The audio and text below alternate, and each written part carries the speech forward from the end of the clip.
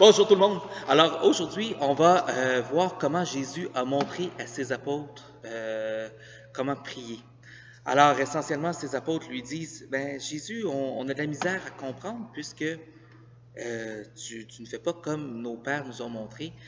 Pour prier, tu te retires dans la montagne, tu fais un peu à ta façon. Est-ce que tu pourrais nous montrer comment prier? Et Jésus, il écoute jamais tout à fait ce qu'on lui demande. Alors, il va prendre le temps de leur montrer comment ne pas faire.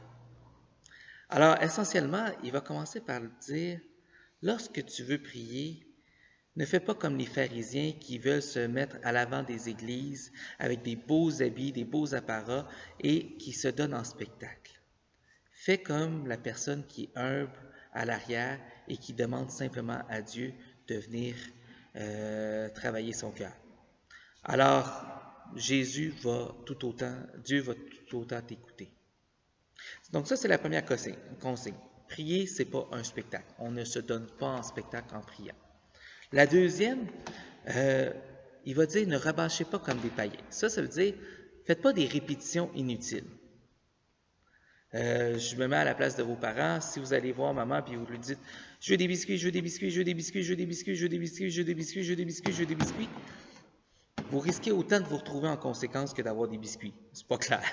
Alors, où je veux en venir, c'est que il faut simplement exprimer à Dieu les besoins qu'on ressent sans forcément répéter comme si c'était des incantations magiques la prière. Alors, une fois que ça c'est dit, il va commencer à nous montrer une prière qui est la seule qu'il nous a laissée, c'est-à-dire le Notre Père. Alors, ça va comme suit. Notre Père. Donc, Notre Père. Déjà là, il faut constater que c'est commun. Si Dieu est Dieu, il aime tous ses enfants. Et c'est un Notre qui est très inclusif. N'importe qui le souhaite peut devenir chrétien. On n'est pas élitiste, ce n'est pas par la naissance, par le peuple ou par quoi que ce soit d'autre. N'importe qui peut devenir chrétien. Donc, première étape, notre Père. Père, ça se renvoie aussi à une relation privilégiée. Bon, je sais qu'il y a plein de modèles de famille, mais règle générale, nous n'avons qu'un Père, a priori. Donc, il y a quelque chose de cette relation-là qui est quand même spécial. Notre Père. Qui êtes aux cieux? Est-ce qu'il y en a qui ont pris l'avion parmi vous? Oui. Avez-vous vu Dieu? L'avez-vous frappé? Non. Quand on parle des cieux, on parle de l'invisible en contexte juif. Alors, notre Père qui est aux cieux, oui, dans l'invisible, dans l'immensité, mais avant tout dans nos cœurs. Notre Père qui est aux cieux, que ton nom soit sanctifié. Quand on voit un bon film, moi, le dernier vraiment bon film que j'ai vu, c'était Menteur, ici au Québec, là, avec Louis-José Hood, Antoine Bertrand. J'ai trouvé ça super drôle. Ben, j'en ai parlé autour de moi. Mais c'est la même chose avec Dieu. Une fois qu'on découvre Dieu, qu'on découvre un visage de Dieu qui nous fait du bien, ben on a le goût de le partager, on a le goût de le nommer aux autres. Alors, c'est un peu ça qui arrive quand on dit que ton nom soit sanctifié. On veut bénir son nom, on veut nommer le bien qu'il nous fait à d'autres. Que ta volonté, notre Père qui es aux cieux, que ton nom soit sanctifié, que ton règne vienne. On croit que Dieu est amour. On le croit sincèrement. Or, quand on écoute les nouvelles, c'est pas toujours clair que c'est l'amour dans le monde. Vous avez sans doute entendu parler d'injustice, vous avez sans doute entendu parler de meurtre, de guerre, de vol. Ça fait partie de notre monde. Pourquoi je vous dis ça? C'est que on demande à Jésus de venir régner, à Dieu de venir régner, parce que dans le fond, on croit que s'il est amour et que l'amour règne sur terre, ça va être beaucoup plus heureux pour nous. Que ta volonté soit faite sur la terre comme au ciel. Quelle est la volonté de Dieu pour toi à la maison? Tu m'as sans doute lancé quelques réponses. La volonté de Dieu, telle que je la comprends pour toi, c'est que tu sois profondément heureux ou heureuse, tout simplement. Si tu as dit que tu pensais que Dieu voulait que tu aimes ton prochain, oui, parce qu'aimer ton prochain, ça va être un moyen de te rendre heureux. Tu as dit la paix, c'est vrai que la paix va contribuer au fait que tu puisses être heureux ou heureuse si tu te sens en sécurité. Donc, peu importe ce que tu as nommé, sans doute que ça contribue d'une façon ou d'une autre à ton bonheur. Donc, c'est sans doute des bons moyens. Mais la finalité ultime, c'est vraiment ça, que tu sois heureux ou heureuse. Si tu n'es pas convaincu que Dieu veut ton bonheur, il faut peut-être changer de visage de Dieu. Hein? Alors, on continue. Donc, notre Père qui es aux cieux, que ton nom soit sanctifié, que ton règne vienne, que ta volonté soit faite sur la terre comme au ciel. Donne-nous aujourd'hui notre pain de ce jour. Alors, je ne sais pas où tu en es dans ta journée, mais as-tu déjeuné? As-tu dîné? Vas-tu souper? Alors, si tu m'as répondu oui à toutes ces questions-là, ben, tu es comme la plupart des Québécois et tu n'as pas à te soucier de si tu vas manger. Donne-nous notre pain de ce jour. On ne dit pas ça de la même façon partout sur la planète. Si on dit ça en Tanzanie, sans doute qu'il y a une question existentielle.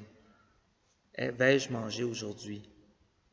Pour toi, ici au Québec, il faut peut-être poser la question autrement. Donne-nous notre pain de ce jour. Donne-nous aujourd'hui notre pain de ce jour. Il y a une répétition, hein? Aujourd'hui et ce jour.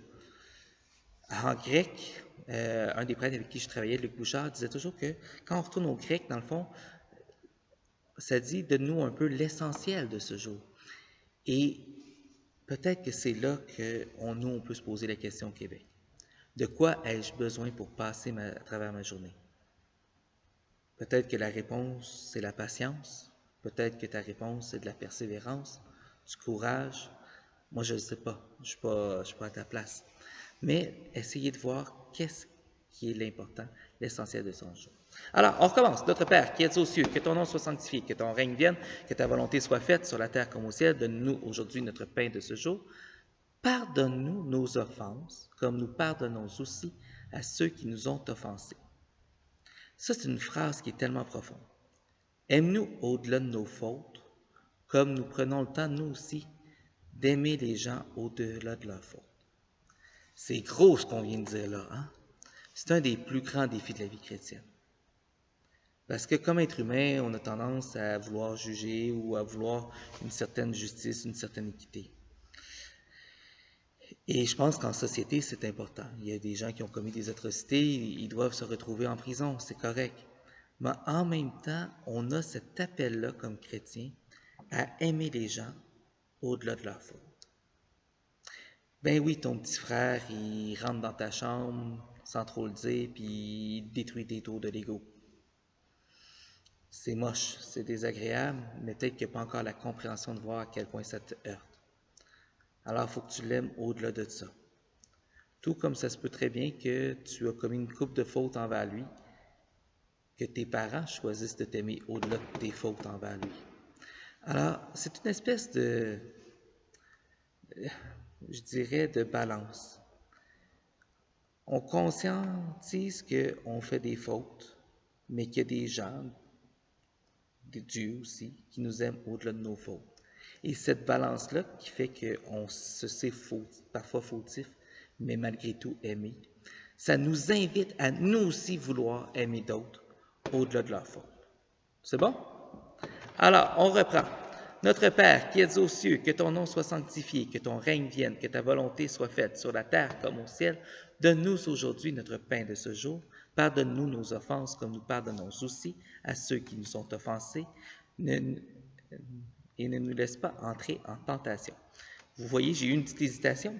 C'est qu'on vient de le changer il y a à peine quelques années et j'ai encore des mauvais plis.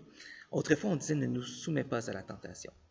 Comme si c'était Dieu qui nous donnait des mauvaises idées, alors que je crois que c'est tout le contraire. Alors, comment je vais illustrer ça? C'est tout simple. On va dire que j'ai déjà bien mangé, j'ai pris 1 ou 2 desserts, et là, il y a un Joe Louis sur la table qui me dit « Simon, mange-moi ». Ça, c'est pas Dieu qui me parle, c'est ma gourmandise à moi. Dieu, il va être celui qui va essayer de m'aider à ne pas tomber dans le panneau. C'est bon? On recommence. Notre Père qui es aux cieux, que ton nom soit sanctifié, que ton règne vienne, que ta volonté soit faite sur la terre comme au ciel. Donne-nous aujourd'hui notre pain de ce jour. Pardonne-nous nos offenses, comme nous pardonnons aussi à ceux qui nous ont offensés. Ne nous laisse pas entrer en tentation, mais délivre-nous du mal. Tantôt, on s'est parlé des nouvelles où est-ce qu'il y avait de la guerre, il y avait des meurtres, des vols. Si on regarde dans ta cour d'école, est-ce que tu vois encore ça, des insultes, des gestes de violence, de l'intimidation? Si les cours d'école n'ont pas trop changé, je présume que ça doit exister dans ton école. Bien, on demande à Dieu de venir nous délivrer de tout ça. Et en même temps, le mal, des fois, il est en dedans de nous autres. Des fois, en dedans de nous, on ne fera pas toujours le mal, on n'est pas des gens méchants. Mais en même temps, on voit qu'il y a ces idées-là qui nous passent par la tête. Quelqu'un est en voiture, il nous coupe un peu brusquement, on aurait le goût de se fâcher après lui. Dans ta cour d'école, tu joues au hockey, il y a un enfant qui t'enfarge avec le bâton. Tu aurais le goût de répliquer. Donc le mal, oui, il est dans le monde, mais des fois, il est en dedans de nous. Et on demande à Dieu de venir nous délivrer, parce qu'on aimerait mieux aimer. On aimerait toujours aimer davantage. Sur ce, je te souhaite une belle journée, puis au plaisir d'éventuellement se revoir pour ta première communion ou ta confirmation. Bye bye.